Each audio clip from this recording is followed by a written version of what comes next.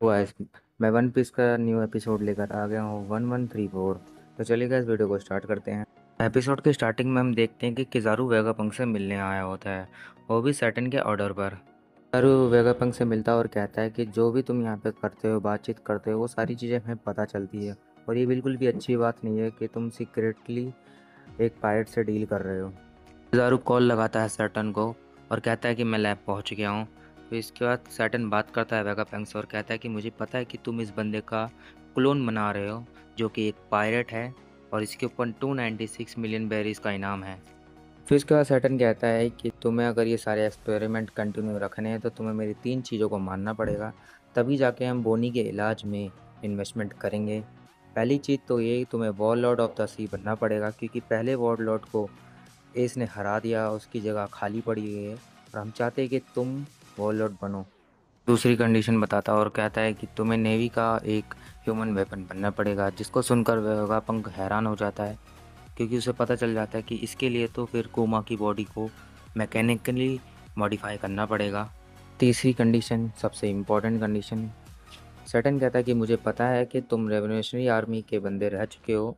फिर वो कहता है कि तुम हमारे लिए भविष्य में खतरा ना बन जाओ, इसीलिए हम तुम्हारे माइंड के फ्री विल्स को हम मिटा देंगे, तुम्हारी यादों को। सुनने के बाद वेगापंक चिल्लाने लग जाता है और कहता है कि आखिरकार तुम मेरे से कराना क्या चाहते हो? तुम एक जीते जीते इंसान को साइबोर्ग बनाना चाहते हो। ऐसा तो लग रहा है कि मैं किसी का मर्डर कर रहा हूँ। उसके बाद सैटर्न वेगापंक को कहता है कि तुम मेरे से आर्ग्यू करने की पोजीशन पे नहीं हो और तुम खुद नेवी के लिए काम करते हो, इसीलिए जितना कहा जाए उतना करो। फिर इसके बाद वो पूमा से कहता है कि हम तुम्हारी चीज़ों को तभी मान सकते हैं जब तुम ये 3 चीज़ों को मानोगे, तभी हम इन्वेस्टमेंट करेंगे। हाँ, वेगापंक सोचने लग जाता है कि किसी की यादों को मिटाना एक मर्डर करने जैसा ही है। तभी यहाँ पे कोमा बोलता है, रोते रोते बोलता है कि मैं सारी शर्तों को मानने के लिए तैयार हूँ। इसके बाद वेगापंक भी रोने लग जाता है। तभी कोमा कहता है कि अगर अपनी बेटी को बचाने के लिए मुझे किसी भी हद तक जाना पड़े तो मैं जाऊँगा। फिर इसके बाद सैटर्न वेगापंक से पूछता है कि ये सारा काम एक्सपेरिमेंट करने में कितने दिन लग सकते हैं। उसके बाद वेगापंक बताता है कि सर्जरी में 6 महीने लगेंगे, लेकिन उसके 1 साल तक वो कहीं जा नहीं सकता है और टोटल इसका मतलब हो गया 1.5 साल, और पूमा की मॉडिफिकेशन में टोटल 2 साल लगेंगे। सुनते ही कोमा राहत की सांस ले रहा होता है और कहता है कि चलो, मेरी बेटी 10 साल होने से पहले ही सही हो जाएगी।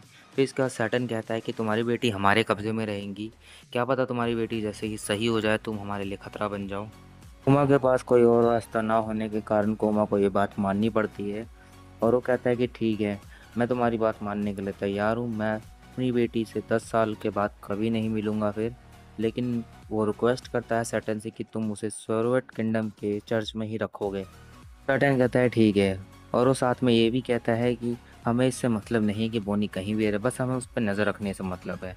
इसके बाद हम यहाँ पे बोनी को देखते हैं, जो इधर इधर शरारतें कर रही होती है और वो सेंता मारू को चिढ़ा के भाग रही होती है और सेंता मारू भी इसके पीछे पीछे आने लग जाता है। फिर उसके बाद बोनी जैसे ही अपने पापा को देखती है, उसको गले लगा लेती है, बताती है कि ये सेंता मारू है। फिर इसके बाद कोमा उसे कहता है कि ये बहुत ही ज़्यादा शरारती है, प्लीज़ इसका ख्याल रखना। और वो बोनी को ये भी बताता है कि तुम्हें भी मेरे साथ 6 महीने तक लैब में ही रहना पड़ेगा। इसके बाद हम वेगापंक को देखते हैं, जो अपनी रिसर्च थ्योरी पर काम कर रहा होता है। वो इतना जल्दी काम कर रहा होता है कि उसको वॉशरूम जाने का भी टाइम नहीं मिल रहा होता है और वो इतना ज़्यादा फ्रस्ट्रेट होता है, वो चिल्ला के कहता है कि काश मेरे जैसे और भी 5 वेगापंक होते। इसके दिमाग में आइडिया आता है कि मुझे अपनी मदद करने के लिए सैटेलाइट को बना ही लेना चाहिए। उसके बाद देखते ही बोनी की सर्जरी शुरू हो चुकी है और सेंटा मारू भी उससे मिलने आया होता है। फिर बोनी कहते हैं कि चलो मेरे साथ खेलते हैं, लेकिन सेंटा मारू कहता है कि मेरे पास इतना टाइम नहीं कि मैं तुम्हारे साथ रोज़ रोज़ खेलूं। फिर बोनी उदास हो जाती है। सेंटा मारू जैसे ही बोनी को ऐसे देखता है तो कहता है कि ठीक है, मैं तुम्हारे साथ थोड़ी देर खेलने के लिए तैयार हूँ। फिर यहाँ दूसरी तरफ हम देखते हैं कुमा का एक्सपेरिमेंट चालू हो चुका है और कुमा जैसे ही अपन फेस 1 कंप्लीट करके बाहर आता है तो वो देखता है बोनी को, जो कि सेंटामारू के ऊपर होता है। सेंटामारू कहता है कि तुम्हारी बेटी बहुत बदमाश हो चुकी है, तुम्हारी बेटी खेल खेल के चक्कर में मुझे घोड़ा बना देती है। सीन स्विच होता है और देखते हैं कि कुमा अखबार पढ़ रहा होता है। तभी बोनी उसके लिए एक ड्राइंग बनाती है, जिसको देखने के बाद कुमा इमोशनल हो जाता है और कहता है कि मैं इस ड्राइंग को हमेशा पूरी ज़िंदगी अपने पास रखूँगा। उसके बाद ये दोनों सो जाते हैं और वहाँ पे फिर वेगापंक आ जाता है और इन दोनों को ऐसे देखकर वो बहुत ज़्यादा खुश हो जाता है। इसके बाद ऐसे ही टाइम गुजरता चला जाता है, ये दोनों एक एक दूसरे के साथ बहुत सारा टाइम स्पेंड करते हैं। और कुमा वहाँ के लोगों की मदद भी करता है। तभी हम देखते हैं कि बोनी अपने ट्रीटमेंट से एक दिन बाहर आती है तो उसे बहुत भूख लग रही होती है। तभी उसको स्मेल आती है और वो वहीं पर चली जाती है और वो देखती है कुमा और सेंटामार उसके लिए कुछ बना रहे होते हैं। और वो देखती है कि वो पिज़्ज़ा है, जिसको देखकर वो बहुत ज़्यादा एक्साइटेड हो जाती है। उसके बाद सभी लोग खाना खाने लग जाते हैं और सभी इंजॉय करते हैं। तभी बोनी कहती है कुमा से कि चलो डैड निका वाला डांस करते हैं, और ये दोनों डांस करने लग जाते हैं। फिर इनको देखने के बाद सभी लोग वहाँ पे ऐसा ही डांस करते हैं निका वाला, और साथ में किजारू भी यहाँ पे डांस कर रहा होता है। उसके बाद हमें 6 मंथ के बाद का सीन दिखाया जाता है, जहाँ पे बोनी ठीक हो चुकी है और वेगापेंग कहता है कि 1 साल और, फिर इसके बाद तुम पूरी तरीके से ठीक हो जाओगी। फिर बोनी उसे थैंक यू बोलती है और कहती है कि अगर मैं पूरी तरीके से ठीक हो जाऊंगी, क्या मैं दोबारा यहाँ पे आ सकती हूँ फिर? वेगापेंग कहता है कि हाँ बिल्कुल तुम आ सकती हो। फिर कुमा बोनी को बैरल के अंदर डाल लेता है और बोनी अंदर से ही कहती है कि समुंदर का नज़ारा कितना अच्छा लग रहा है, और वो कहती है क्या मैं बाहर आके देख सकती हूँ? फिर कुमा कहता कि हाँ बहुत जल्द तुम बाहर आके ये नज़ारा देख सकती हो। तभी बोनी कहती कि मैं ये नज़ारा आपके साथ देखना चाहती हूँ। तभी ये लोग चर्च पहुँच जाते हैं और सभी लोग इन दोनों का स्वागत करते हैं और बोनी को देख कर कहते हैं कि तुम तो पूरी तरीके से सही हो गई हो। फिर बोनी कहती है 1 साल और मैं पूरी तरीके से सही हो जाऊंगी, फिर मैं भी कहीं भी घूमने जा सकती हूँ। जिसको सुनने के बाद सब लोग खुश हो जाते हैं और कहते हैं कि तुमने कहा था ना कि 10 साल की उम्र से पहले ही मैं सही हो जाऊंगी, और देखो तुम सही हो गई हो। तो वहाँ पे क्वीन कोनी आ जाती है और कहती है अब हमें किसका ख्याल रखना है? तभी सभी लोग कहते हैं कि तुम घबराओ मत कुमा, हम बोनी का अच्छे से ख्याल रखेंगे।